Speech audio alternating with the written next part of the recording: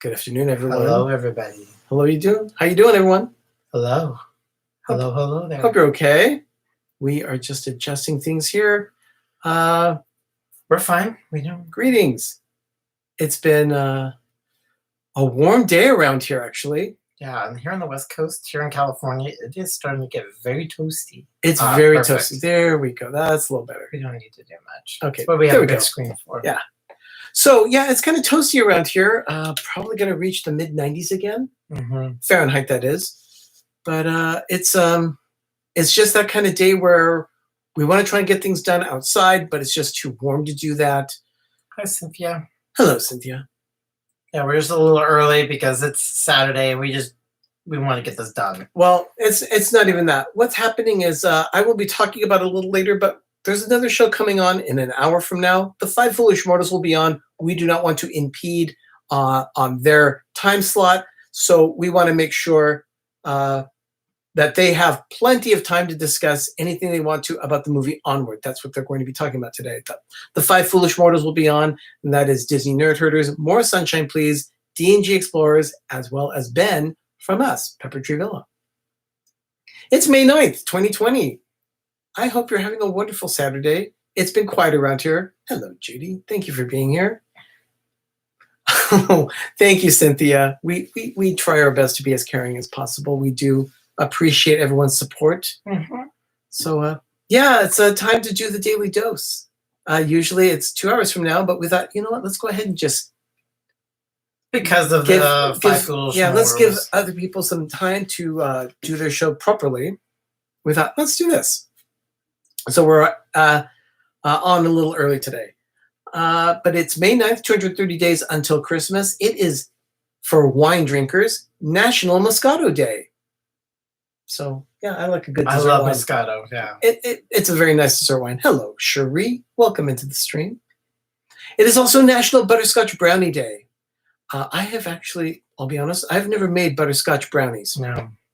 I'm not a huge fan of butterscotch. I guess it has to be what it is. I guess there's so much artificial. It's so natural.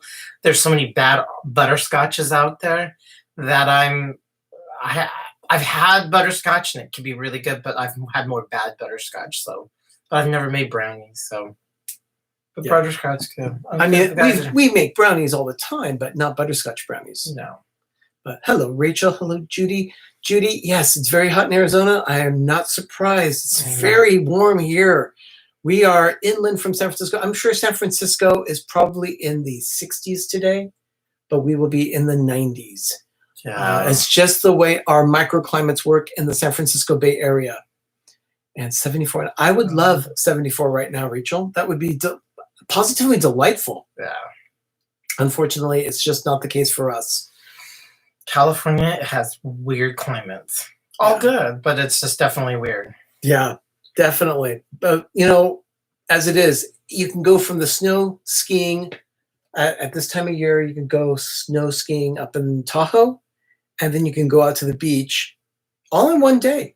It's amazing. Skiing and surfing all in one day. Just have to drive. But it can be done. Mm-hmm. So, it is May 9th. Let's go take the Wayback Machine to 1953 on this day. There is a Goofy cartoon that premieres. Of course, I love Goofy cartoons. For whom the bulls toil. That's what it's called. For whom the bulls toil. Goofy accidentally outspots a bull in the middle of the road, and all the local villagers decide that Goofy should be the matador in the arena. Of course, what could go wrong? Yeah, it's Goofy. It's Goofy. Nothing will go wrong. No, he is definitely the hot mess of all hot messes. Oh yeah. The next year, 1954. Now this is the year where one of Walt's daughters gets married. Diane Disney marries her boyfriend from USC, football player Ron Miller. They get married in a small town called Montecito, California. Montecito is just outside Santa Barbara. As a matter of fact, it's very close to Goleta, where my nephew lives. Mm-hmm. They are in the Goleta area. Oh, hello, Freedom. Welcome in. Goofy's one of my favorites, too.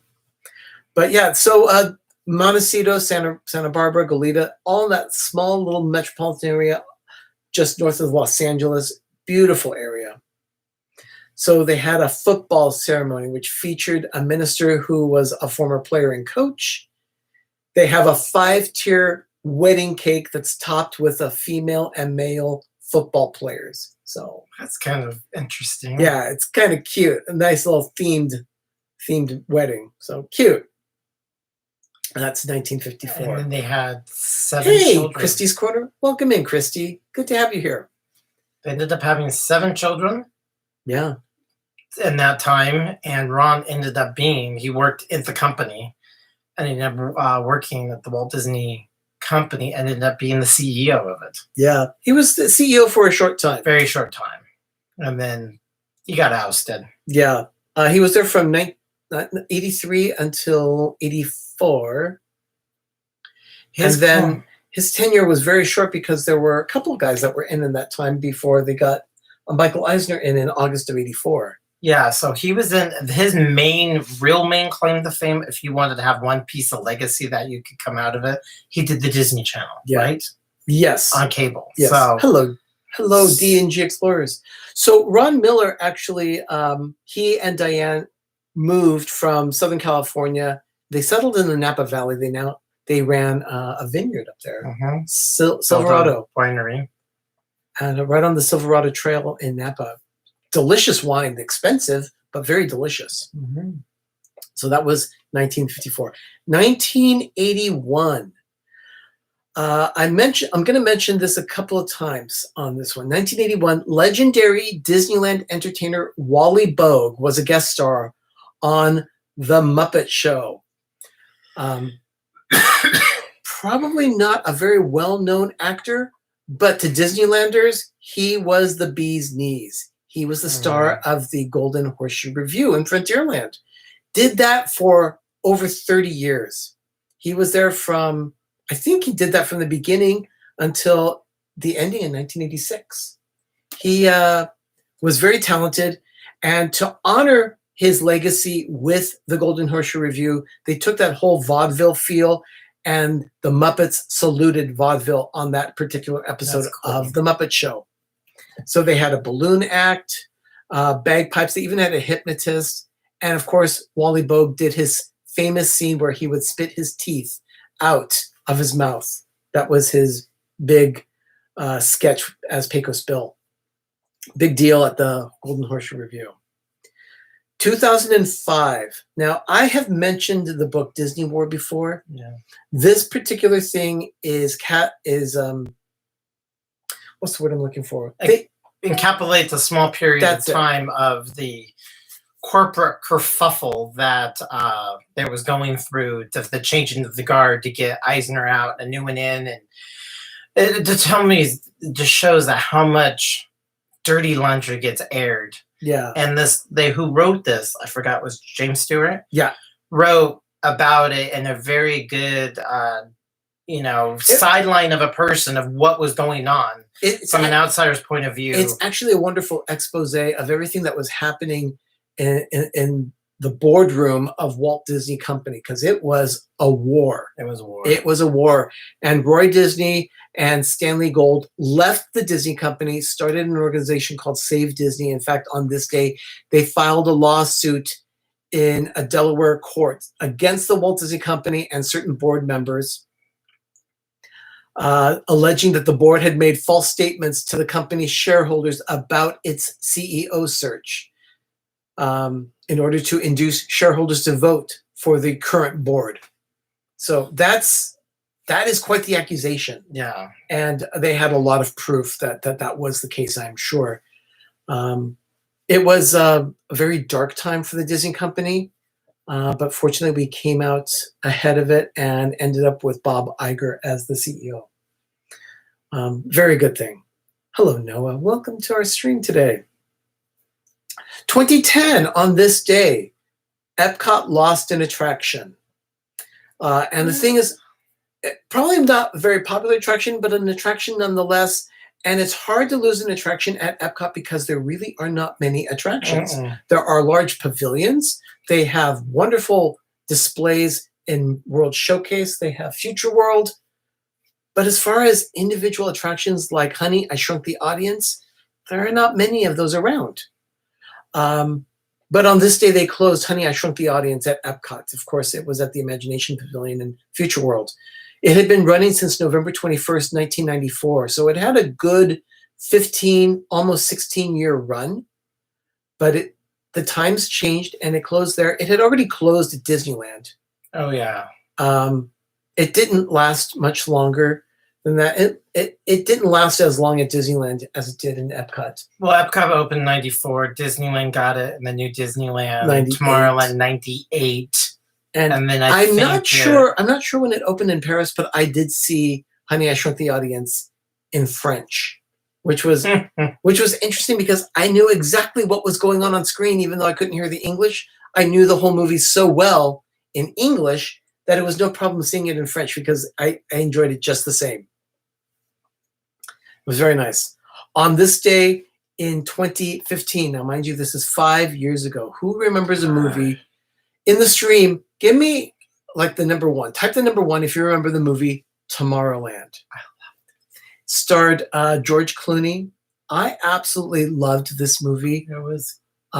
It wasn't the movie that it should have been. Brad Bird directed it, and unfortunately, Brad Bird had a lot of notes from other executives that said, you know what, you need to change this, this, this, and this. And unfortunately, it took the air out of the sails of that movie. It was supposed to be more Tomorrowland-centric, and then the big corporate head, the movie studio head said, no, we need a big name behind it. And so they sucked in George Clooney, which, okay, that wasn't really bad. Then they changed the protagonist. They said the protagonist should be a female rather than a male. Little boy. They wanted to attract more little girls to this movie. And unfortunately, that really did suck the air out of the sails of this film. It just changed the whole story. So unfortunately, it was not a very popular film. I liked it.